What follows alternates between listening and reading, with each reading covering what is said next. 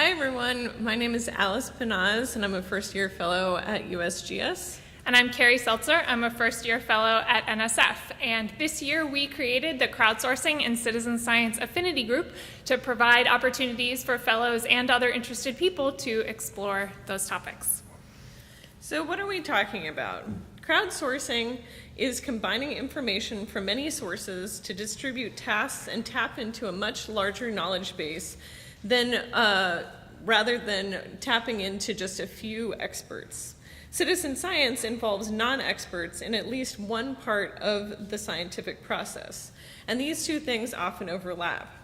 These methods allow people of all different backgrounds, educational levels, and worldviews to engage in all parts of the scientific process to better understand the world and take action. This engagement has led to astounding scientific breakthroughs. For example, new types of galaxies have been discovered by citizen scientists.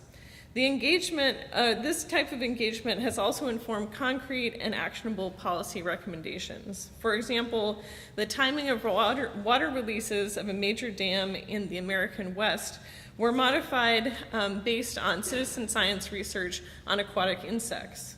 At the same time, citizen science can engage and empower communities of all types. For example, the Louisiana Bucket Brigade empowers Louisiana residents to collect, analyze, and make sense of their own air quality. Citizen science and crowdsourcing can be and have been applied to many different fields. And what is fantastic is that if there's not a project out there that suits your interests or needs, you can create one. So we formed this affinity group to not just talk about citizen science to each other, but to learn about it by actually doing citizen science and teaching each other about some different programs that exist. So what have we done so far this year? In April, we organized the DC area's participation in something called the City Nature Challenge, which is a friendly competition with 15 other cities to see who has the most biodiversity. So we organized a workshop on how to use iNaturalist to record observations of biodiversity, and we did a weekend event with the DC government. DC area came in 7th place, not bad.